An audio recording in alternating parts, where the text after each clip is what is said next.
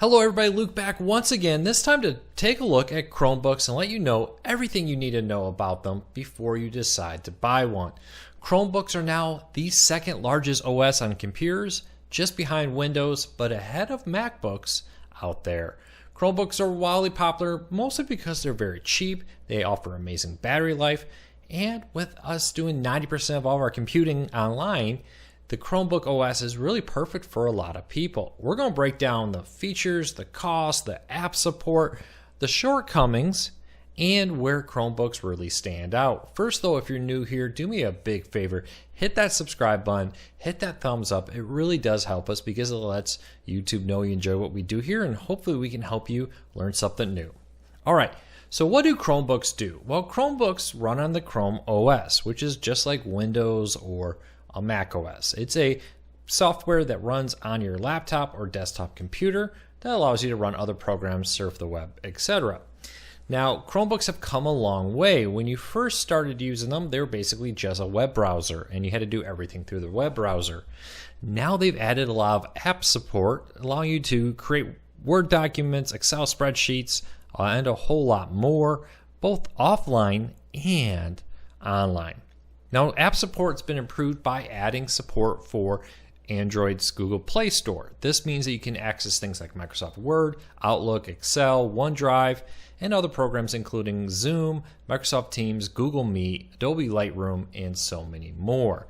No, it's not perfect. There are a lot of apps that still don't support Chromebooks.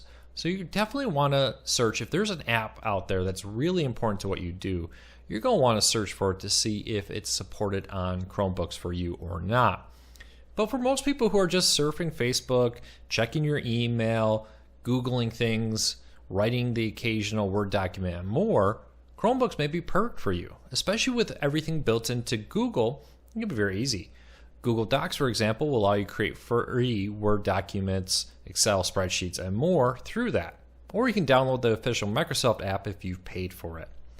Now, offline support was a big issue for Chromebooks when they first came out. If you weren't connected to the internet, they didn't do a whole lot. And while that's still true to a point, there's a lot of offline support. There are some small games. There are the ability to create Word documents and more. Do a lot of office type work offline. But really ask yourself, how often are you really offline? If you're somebody like me looking for a laptop to sit in front of the TV and surf the web with, maybe check your bank account and more, you're typically online more often than not.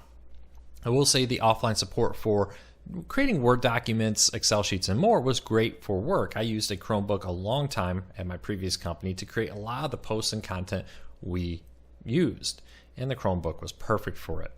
So with improved offline support of a growing number of apps and small games, Chromebooks are a lot more usable than they were back in the day, which is really great. Now, the real selling point for a Chromebook has to be the improved battery life, with many Chromebooks claiming 10 to 12 hours of battery life, putting this well above many similarly priced computers that run either Mac or Windows, especially when you look at the lower end ones. Now, as with all things, when you see that mileage per gallon on your car, that's a very optimal condition, right? Everything's flat, everything's being drove perfectly. So you need to take a little bit off of that. I would say with all battery life claims, when you're looking at buying a Chromebook or more, take in consideration that it may not exactly get the claimed. I would always subtract a few hours off that claimed battery life because we're not always going to run everything under the optimal low usage, battery saving settings on it. But I will say my battery life on my Chromebook is way better than my Lenovo Windows laptop that I use for video editing and more. So it's pretty nice. Now, the real selling point past batteries is the cost. With most desktop lower end models starting around $100, though they don't come with a screen or keyboard, just the desktop computer, it's a pretty good price. Laptops start in the $200 to $300 range for a lower end to mid-range Chromebook. Now, there are a lot more expensive ones out there where you can quickly rack up and buy a high-end Chromebook with crazy battery life and more for a lot more money. So shop around. Though I think most people don't need a crazy high-end one, especially if all you're doing is surfing the web and checking your bank account and Facebook and more. Those lower end $200-300 ones are probably where they're at. And that's why they've become so popular. A lot of people love to buy these for kids, for example. They make a really good entry laptop for kids in school, and businesses absolutely love them because of that. We used G Suite at the time. It's now called Google Workplace, and it is a great way to have companies have cheap laptops for their employees that can tie into all their data, all their files, all their Word and email content through the Google system. That's become very popular. My daughter's school gives Chromebooks out to kids, and they use the Google Chromebook classroom features to teach kids basic computer skills and to run basic educational programs. It works very well for them. Now, the main downside may be gaming. While gaming has greatly improved on Chromebooks, it's still well short of what most people may want. A lot of the big name titles aren't supported. Now, Google's new Stadia gaming service, hope I said that right, does offer a lot more games on Chromebooks. In the past, you've always had things like Solitaire and a whole collection of those basic games. Now you're seeing more big name games come out for Chromebooks, but it's still far from what you would get on a Mac, and especially far from what you get on a Windows PC. But if you're not looking to buy a computer for gaming, this may be great. Let's be honest, if you're looking for gaming, you probably want a higher end PC than most Chromebooks will offer. But for just checking your email, surfing the web, and more, Chromebooks are where they're really targeting.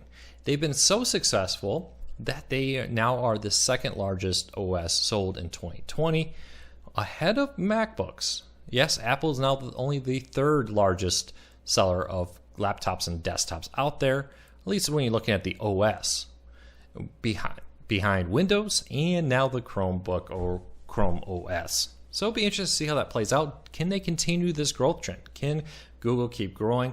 They've been really hard working to develop it, make it better, adding the ability to record your screen, screenshots, and more to be improved in recent updates, and always adding more app support through the Google Play Store with their partnership of Android. Now, that is on some newer models. Pretty much any model you're going to buy now will support the Android Google Play Store. If you remember 4 or 5 years ago, that wasn't the case. That was before they started integrating Android apps into Chrome OS. Now that that's happened, a lot of them are there. And you can quickly search online to see if the apps you want are available there.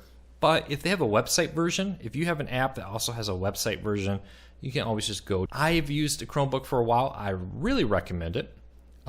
Now, if you're like me, though, and do a lot of video editing, it may not be perfect. They do have basic video editing sites and photo editing sites, but I use some pretty high-end power for that. So that wasn't perfect for me, but for the ability to go out there and add, check my email, check my bank account, send out some documents I created in Excel or Word on there, this is really perfect for my parents, for my wife, and more.